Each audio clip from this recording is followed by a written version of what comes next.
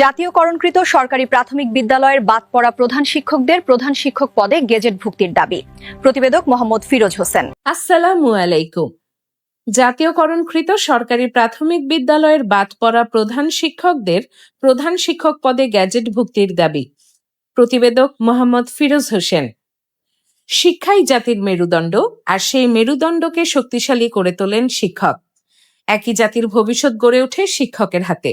শ্রেণীকক্ষে পাঠদানের পাশাপাশি একজন শিক্ষক গড়ে তোলেন মানবিক মূল্যবোধ, নৈতিকতা ও দেশপ্রেমে উজ্জীবিত নতুন প্রজন্ম। তাই শিক্ষকদের ন্যায্য মর্যাদা, সম্মান ও অধিকার নিশ্চিত করা কেবল একটি প্রশাসনিক বিষয় নয়, এটি রাষ্ট্রের শিক্ষা ব্যবস্থার প্রতি দায়বদ্ধতারও একটি গুরুত্বপূর্ণ অংশ। ঠিক এমনই একটি দীর্ঘদিনের দাবি নিয়ে আবারও আলোচনায় এসেছেন জাতীয়করণকৃত প্রাথমিক বিদ্যালয়ের গ্যাজেট থেকে বাদ পড়া প্রধান শিক্ষকরা। তাদের দাবি, জাতীয়করণের আগে বৈধভাবে প্রধান শিক্ষক হিসেবে দায়িত্ব পালন করলেও পরবর্তী সময়ে অনেককেই সহকারী শিক্ষক হিসেবে গ্যাজেটভুক্ত করা হয়েছে। ফলে পদমর্যাদা, চাকরিগত সুবিধা ও পেশাগত স্বীকৃতির ক্ষেত্রে তারা বৈষম্যের শিকার হয়েছে। বাংলাদেশ জাতীয়করণকৃত প্রাথমিক বিদ্যালয় শিক্ষক গ্যাজেট থেকে বাদ পড়া প্রধান শিক্ষক দীর্ঘদিন ধরে শান্তিপূর্ণ ও গণতান্ত্রিক কর্মসূচি পালন করে আসছেন। বিভিন্ন সময় মানববন্ধন, সংবাদ সম্মেলন, স্মারকলিপি প্রদান, মতবিনিময় সভা ও সংশ্লিষ্ট দপ্তরে আবেদন সহ নানা গণতান্ত্রিক কর্মসূচির মাধ্যমে তারা বিষয়টির সমাধান চেয়েছেন। তাদের মতে, শিক্ষকদের ন্যায্য মর্যাদা নিশ্চিত হলে প্রশাসনিক স্বচ্ছতা বাড়বে, দীর্ঘদিনের বঞ্চনার অবসান ঘটবে। একজন শিক্ষক শুধু পাঠ্য বইয়ের পাঠ দেন না, তিনি একটি জাতির ভবিষ্যৎ নির্মাণের কারিগর।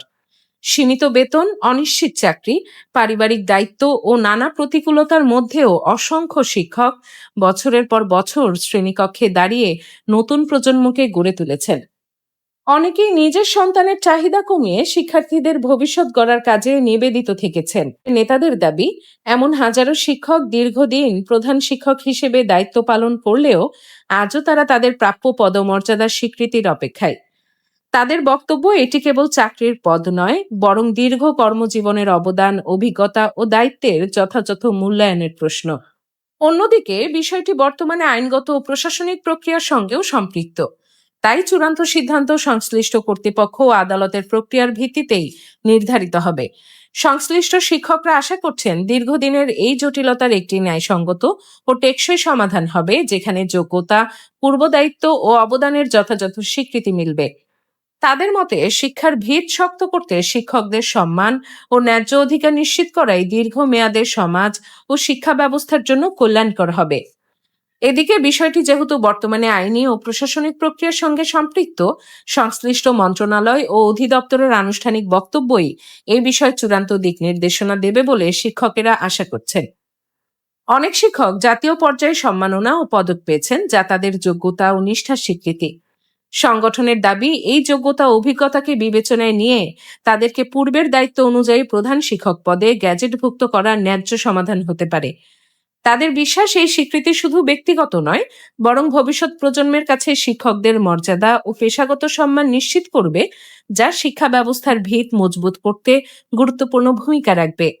বাংলাদেশ নবজাতীয়করণকৃত প্রাথমিক শিক্ষক সমিতির সভাপতি কামাল উদ্দিনের নেতৃত্বে মানববন্ধন ও বিভিন্ন দপ্তরের মন্ত্রী আমলাদের সাথে একাধিকবার বৈঠক করেছেন বাদ পড়া প্রধান শিক্ষকদের প্রধান শিক্ষক পদে গ্যাজেটভুক্তকরণের প্রসঙ্গে।